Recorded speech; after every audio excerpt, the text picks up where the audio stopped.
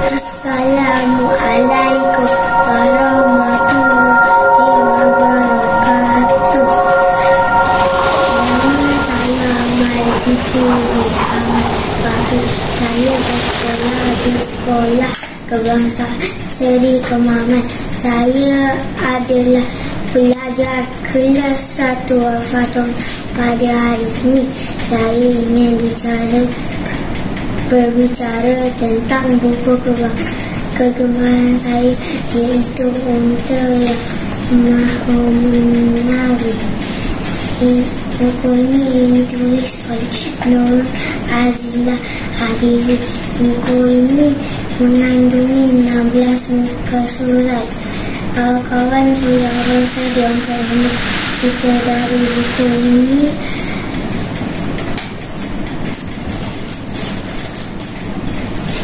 Raja Singa mengadakan majlis sambutan Hari Jadi. Ia menjemput semua haiwan ke majlis Hari Jadi itu. Berbagai jenis makanan dihidangkan oleh Raja Singa. Ia sangat gembira dapat menjamu kawan-kawan ia makan bersama mereka. Monyet pandai menari. Ia dijemput menari untuk memeriahkan lagi majlis itu. Raja Singa dan semua haiwan merasa gembira melihat aksi monyet yang pandai menari. Mereka memuji-muji tarian monyet.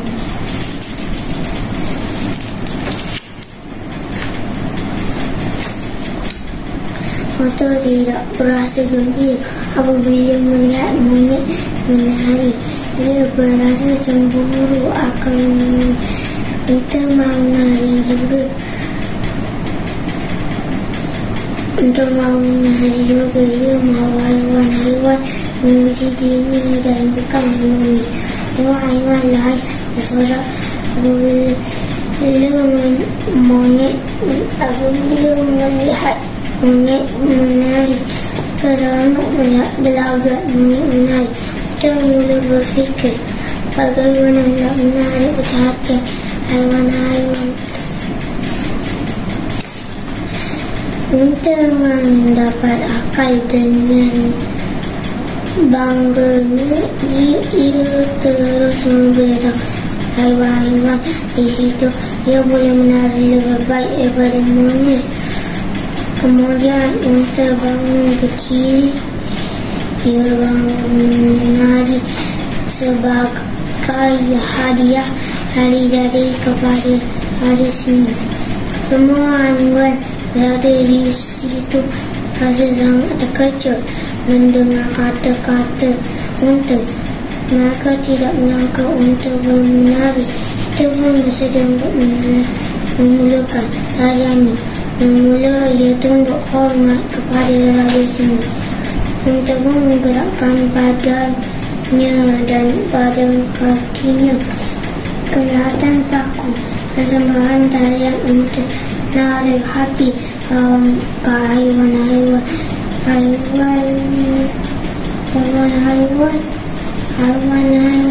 datang bersambut najib apabila melihat tarian unta. Sebenarnya unta tidak pandai menari. Kakinya mula menendang haiwan-haiwan yang ada di situ.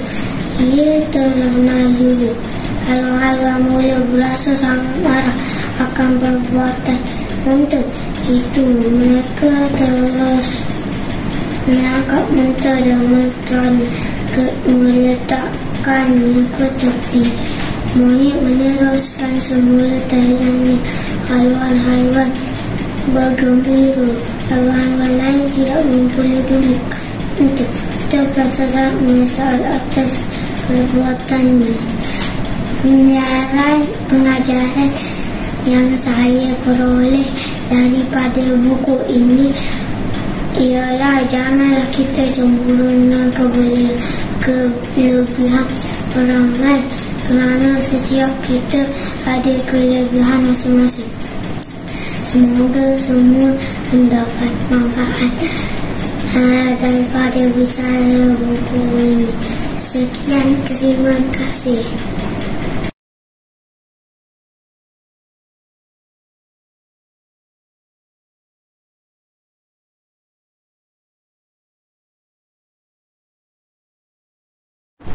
Bismillahirrahmanirrahim. Assalamualaikum warahmatullahi wabarakatuh. Nama saya Ahmad Syakir bin Ahmad Wafi dari kelas 3 Al-Siddiq Sekolah Kebangsaan Seri Kemaman. Ingin berbicara tentang buku kegemaran saya, iaitu Bestnya Puasa. Buku ini ditulis oleh Orhan dan Irfan Corner. Buku ini mengandungi 32 muka surat. Buku ini menceritakan tentang Ramadan dan puasa. Buku ini dihajarkan oleh Umi dan walid saya sempena memasuki bulan Ramadan pada tahun lepas. Apa yang menarik tentang buku ini ialah gaya penceritaan dalam bentuk kartun yang berwarna-warni dan gaya bahasa yang mudah difahami. Buku ini mengisahkan tentang seorang anak kecil yang bernama Fatih yang berazam untuk berpuasa penuh sebulan Ramadan buat pertama kali di dalam hidupnya. Dia menjadikan walid dan ibunya sebagai contoh ikutan sepanjang bulan Ramadan. Ditambah pula sikap ingin tahu Fatih membuatkan bulan Ramadan pada tahun ini lebih bermakna buat diri Fatih. Selepas saya membaca buku ini, saya dapat lebih memahami apa itu puasa, syarat-syarat wajib puasa, rukun puasa, lafaz puasa, perkara yang membatalkan puasa dan kelebihan-kelebihan puasa. Selain itu juga, buku ini juga menceritakan tentang tips khatam Quran dalam bulan Ramadan. Tahukah kawan-kawan, sekiranya kita membaca 4 halaman Quran pada setiap 5 kali waktu solat, kita telah berjaya menghabiskan 1 juzuk Quran setiap hari. Jadi, pada penghujung bulan Ramadan, kita pasti sudah berjaya khatam 30 juzuk Quran. Di dalam buku ini juga ada menceritakan tentang sunnah Ramadan dan perkara makruh puasa. Saya berusaha untuk mengikuti sunnah Ramadan seperti bangun bersahur, berbuka dengan buah kurma, berdoa sebelum berbuka dan bersedekah. Pada 10 malam terakhir, kita digalakkan untuk memburu malam Al-Qadr kerana malam tersebut lebih baik daripada 1000 bulan. Selain itu, saya juga belajar tentang apa itu zakat fitrah dan syarat wajib zakat fitrah. Waktu yang paling afdal membayar zakat fitrah ialah sebelum solat hari raya. Allahu Akbar. Selain daripada puasa, buku ini juga menceritakan tentang hari raya. Amalan malam raya seperti bertakbir dan berdoa turut diceritakan. Pada penghujung kisah Fatih dalam buku ini, Fatih telah berjaya menunaikan 30 hari puasa di bulan Ramadan dan Fatih telah meraihkan kejayaannya di bulan dengan gembira di hari raya. Seronok kan Fatih?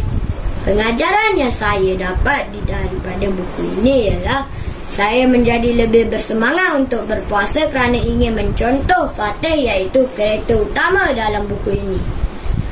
Kedua, saya lebih mengetahui tentang perkara-perkara asas puasa.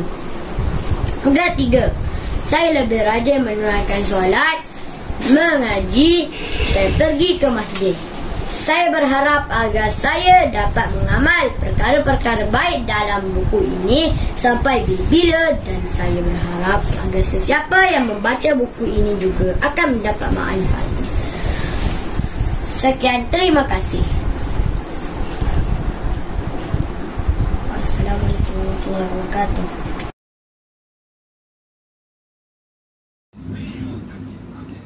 Assalamualaikum warahmatullahi wabarakatuh. Bak kata pepatah, tak kenal maka tak cinta. Jadi izinkan saya perkenalkan diri saya. Nama saya Kuzarina Amisha binti Kuzakuan dan saya umur 9 tahun. Saya belajar di Sekolah Kebangsaan Seri Kemaman, terletak di Kemaman. Kod sekolah saya ialah TBA 2041. Hobi saya ialah membaca buku dan bermain badminton. Manakala cita-cita saya ingin menjadi seorang doktor. Saya sangat teruja untuk kongsikan sebuah cerita yang bertajuk Si Comel Bertudung Merah.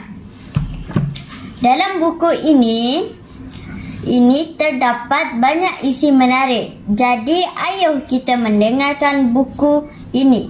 Diterbitkan oleh Mind to Mind. Pada tahun 1995, buku ini mengandungi 85 buku surat yang mengisahkan tentang seorang kanak-kanak yang suka memakai tudung merah. Buku ini berharga RM9.90 di Semenanjung, Malaysia. Buku yang ditawarkan sangat berpatutan serta mampu dimiliki. Cerita dalam buku ini memiliki keunikan dan keistimewaan tersendiri. Apabila penulis bijak menerapkan elemen suspense, pengembaraan, alaman khayalan dan sebagainya untuk menarik perhatian pembaca. Konflik antara watak juga ditengahkan bagi memberikan pengajaran kepada pembaca sekaligus.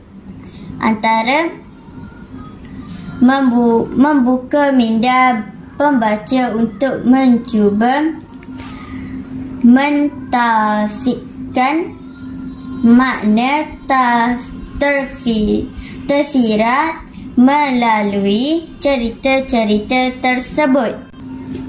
Gadis comel yang bertudung merah sangat berani dan suka menolong kedua ibu bapanya. Pada suatu hari, ibunya menyuruh si comel bertudung merah menghantar makanan kepada neneknya yang berada terpencil di hujung kampung. Ibunya berpesan supaya tidak menyinggah di mana-mana tempat semasa si comel bertudung merah melalui hutan. Dia terlihat bunga yang sangat cantik. Si comel bertudung merah telah lupa pesan ibu supaya tidak menyinggah di mana-mana tempat. Tiba-tiba ada seekor serigala menyampa beliau dan bertanya hendak ke mana.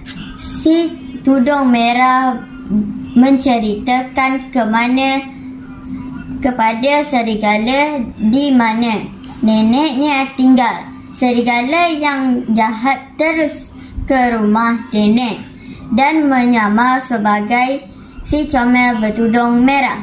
Bila nenek membuka pintu, serigala terus membaham nenek.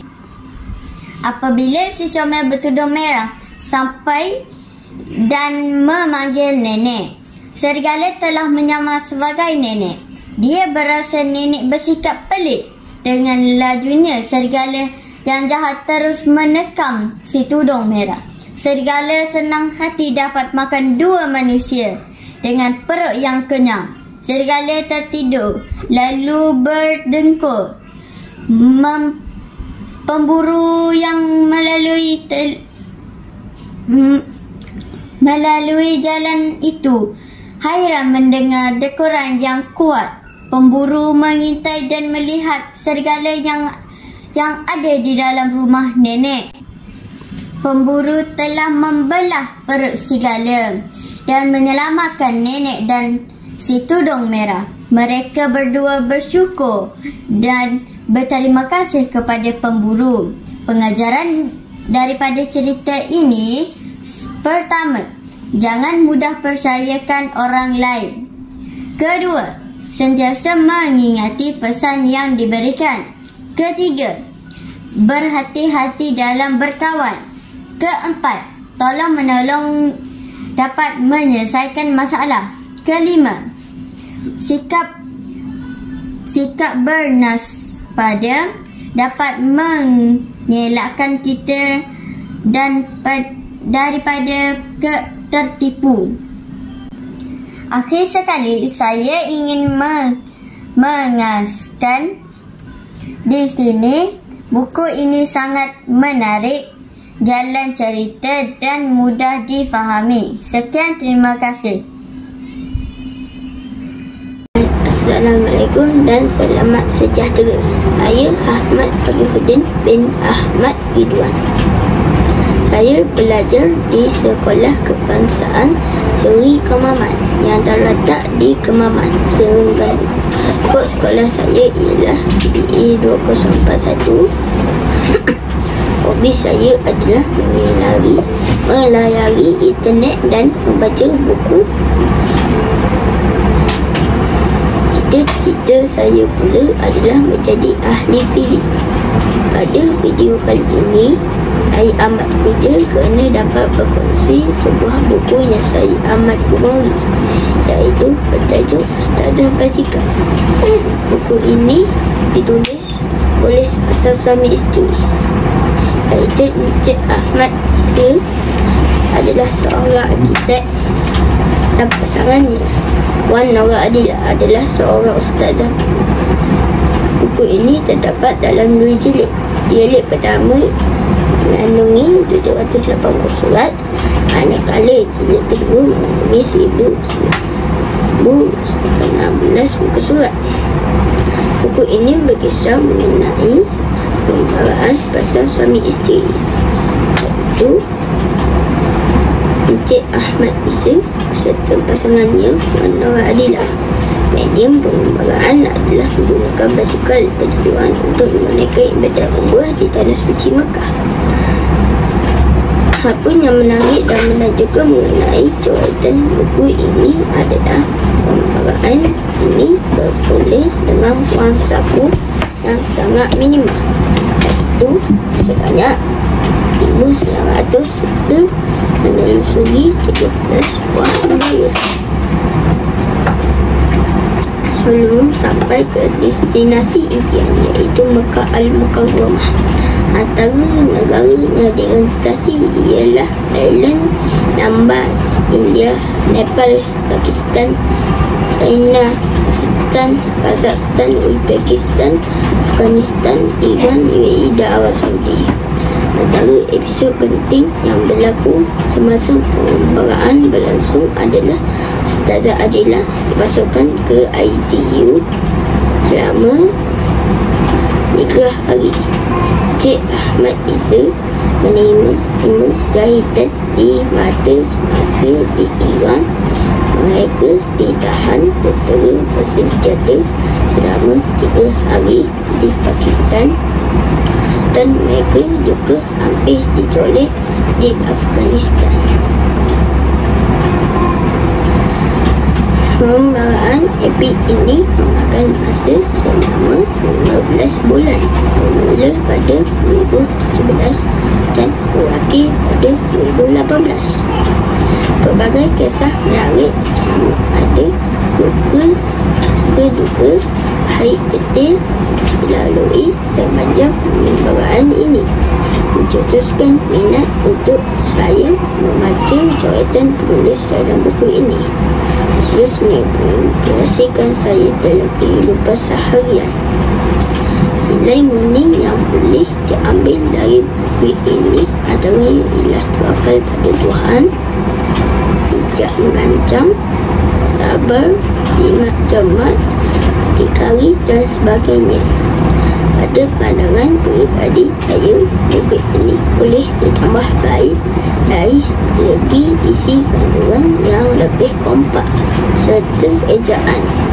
Akhir kata, rakan-rakannya dikasihi sekalian, buku ini perlu untuk dimiliki kerana ianya buku pertama novelog di Malaysia. Anda akan mula berjaya, tiada perkara yang mustahil. Anda akan mengalami kisah kesulitan dan cabaran di setiap negara yang anda tidak tahu. Rasa Allah sangat dekat dengan anda selepas anda baca buku ini, sebab Ustazah naik basikal sampai Mekah pakai baju kurung. Serta tak lupa saya ucapkan terima kasih tidak dihingga saya ucapkan kerana sudi meluangkan masa untuk mendengar celoteh saya. Berkenaan buku yang saya sifatkan sungguh bermanfaat. Selamat menyambut bulan Ramadan dan wassalamualaikum warahmatullahi wabarakatuh. Assalamualaikum warahmatullahi wabarakatuh. Tak kenal maka tak cerita. Izinkan saya untuk perkenalkan diri. Sungguh cantik bunga lili, lagi cantik bunga cempaka. Sungguh indah nama diberi. Itulah saya, Sarah Ashifa. Saya bersekolah di Sekolah Kebahasaan Seri Kemaman. Hobi saya adalah melukis dan membaca buku pelbagai fiksyen. Cita-cita saya pula adalah untuk menjadi seorang pelukis yang mempunyai galeri sendiri. Saya berumur 10 tahun. Dalam video ini, saya berasa amat teruja untuk kongsikan dengan anda mengenai sebuah novel yang telah saya baca, iaitu Putera Kecil. Di dalam novel ini terdapat banyak isi yang menarik. Jadi ayuh kita dengarkan. Putera Kecil ataupun The Little Prince yang ditulis oleh Antoine de Saint-Exupéry berasal dari Perancis dan ditulis pada tahun 1935. Dan ia ditulis atas pengalaman kehidupan beliau. Buku ini mula dikenali pada tahun 1944. Namun begitu, penulisnya tidak dapat melihat kegemilangan buku beliau kerana telah meninggal dunia. Buku ini telah diterjemahkan oleh Azhar Abdul Rahman dengan kerjasama dari Bibliopress dan BookTube Malaysia. Sebelum saya meneruskan lagi, izinkan saya untuk menceritakan secara ringkas mengenai fakta menarik dan keistimewaan buku ini. Putera Kecil ataupun The Little Prince adalah naskah agung Antoine de Saint-Exupéry yang diraikan oleh kanak-kanak dan dihargai oleh orang dewasa di seluruh dunia. Sastera klasik ini telah diterjemahkan dalam lebih 300 bahasa dan dialek. Juga tersenarai dalam 5 buku terlaris di dunia sepanjang zaman.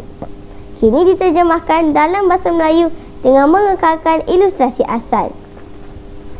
Kulit buku Putera Kecil sangat comel. Saya suka rekaan grafiknya, di mana ada seorang budak kecil berdiri di atas planetnya dan terdapat juga lukisan bintang-bintang.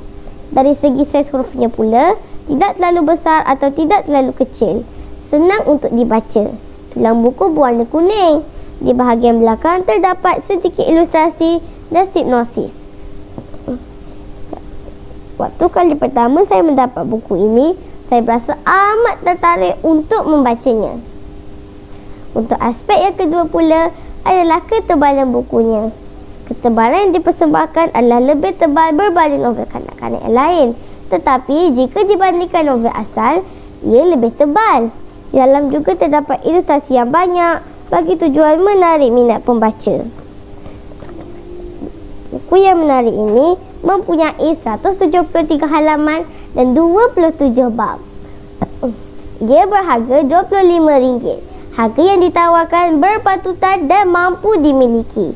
Saya berjaya menghabiskan membaca buku ini dalam masa 1 hari. Setiap orang dewasa pernah menjadi kanak-kanak, tetapi hanya sedikit daripada mereka yang mengingati hal itu. Novel ini mengisahkan tentang seorang juruterbang yang terkandas di gurun Sahara yang kering kontang. Tiba-tiba, dia berjumpa dengan seorang putera kanak-kanak. Yang aneh, dia langsung tidak meminta sebarang makanan atau minuman. Sebaliknya, dia meminta lukisan biri-biri. Sepanjang hari juruterbang mencuba untuk membaiki kapal terbang. Dia layan berborak bersama putera kecil mengenai pengembaraan putera kecil dari planet yang cuma mempunyai sekuntum bunga, berjumpa dengan sang raja, si pemabuk, si penyala lampu, si ahli perniagaan dan macam-macam lagi di planet-planet yang berlainan. Sebenarnya, pertemuan putera kecil dengan manusia ini adalah kritikan bagi orang dewasa. Apabila kita telah menjadi orang dewasa, kita mula menjadi tamak dan terlalu mengejar sesuatu. Apa yang dikejar pun tidak diketahui. Setelah kita dewasa, kita sudah tidak cakna, terlalu cenderung untuk mengambil segala-galanya dengan sangat serius. Tidak seperti orang dewasa.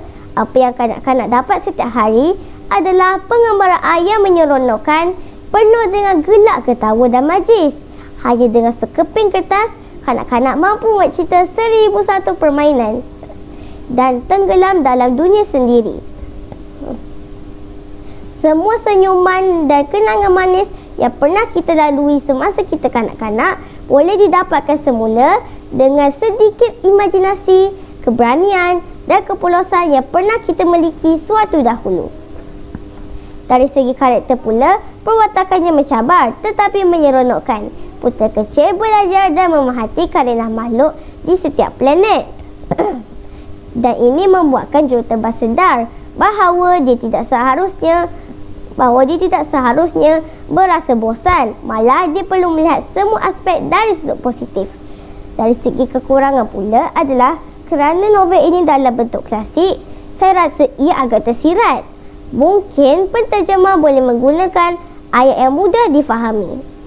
Sekian sampai di sini saja bicara buku yang disampaikan oleh saya, Sarah Ashifa.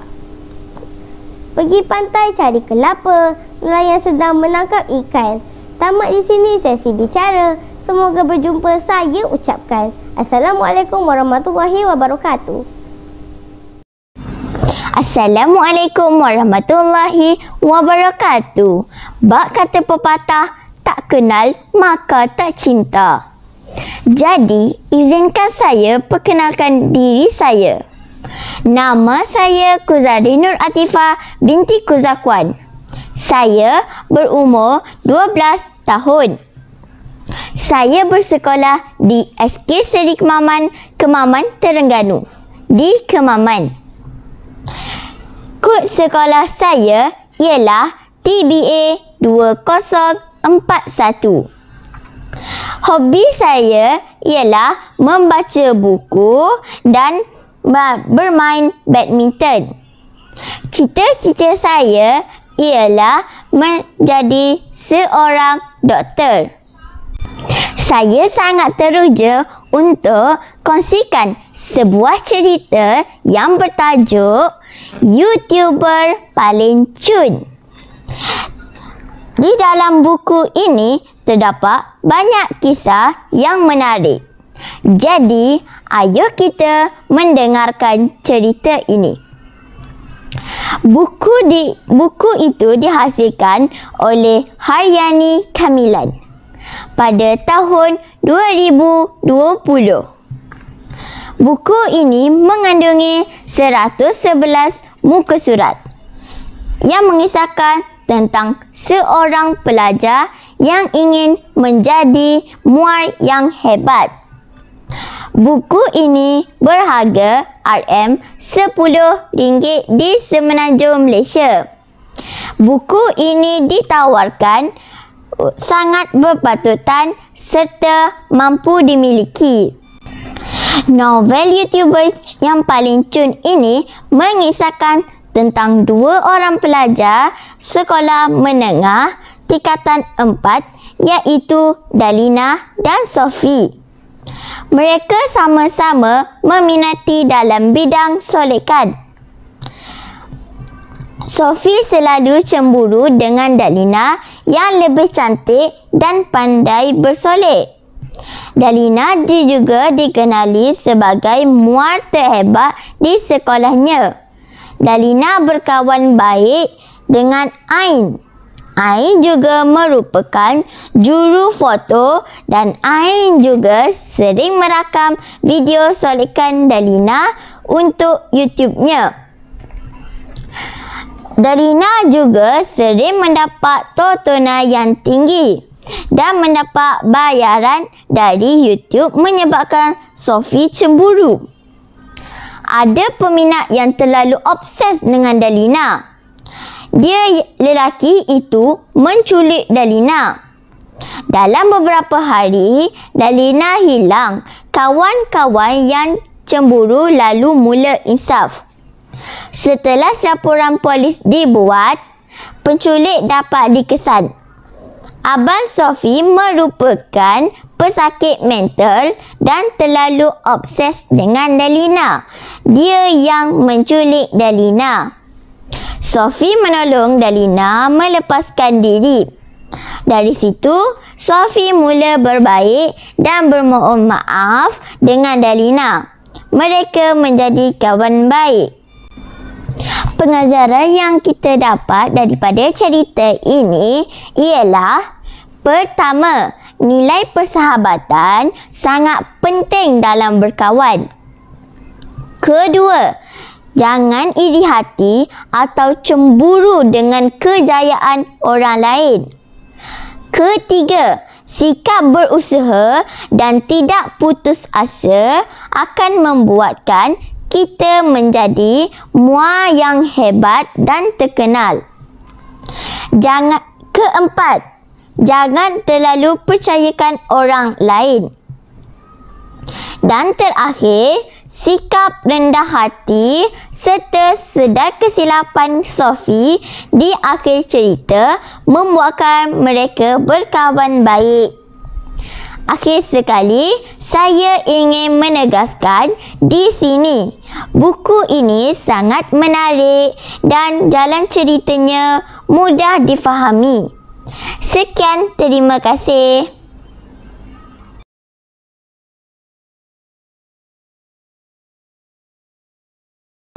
Assalamualaikum and hi everyone. Let me introduce myself first. I'm Anuyakin bin Saiful Bahri Kubra from SK Seri Kemaman. My school is TBA 2041. Today I'm going to review a book, one of my favorite books, 100 Facts for Kids.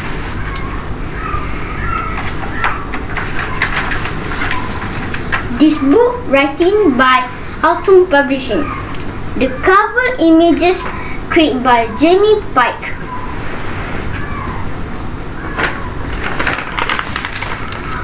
All other images were provided by NASA. This book was published in 2017 by Autumn Publishing. The book has 28 pages. Now let's get into the content of the book. The universe. The universe that isn't from Earth to the deep of space. The universe began 13.8 billion years ago with a massive explosion called the Big Bang. Most of the research of the universe is giant ball of hot gas called star and cloud of dust called nebula. Galaxy. Galaxies are enormous group of stars that move through space. Galaxies come in different shapes. Some look like spiral, elliptical, and angular.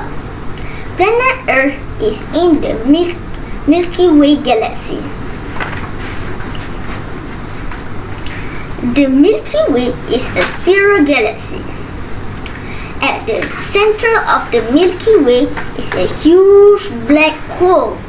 The nearest galaxy to the Milky Way is the Andromeda Galaxy, 2.5 million light light years away. Nebula.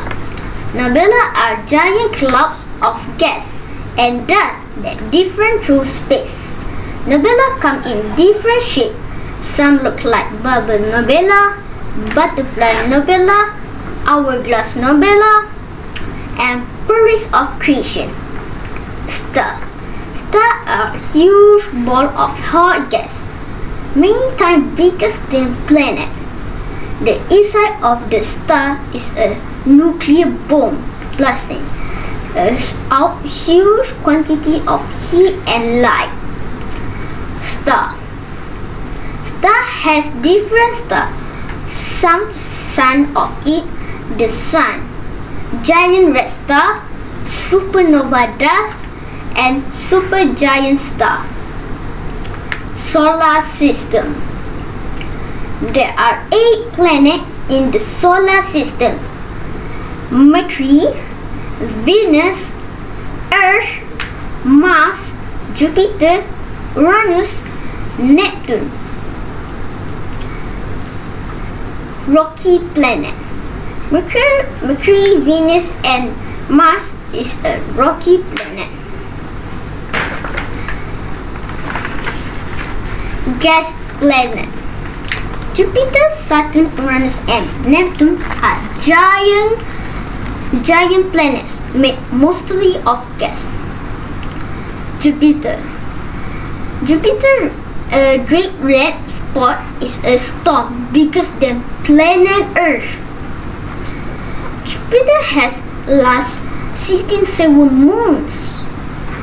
Saturn's rings are made up of lumps of ice and rock, probably from an explosion moon.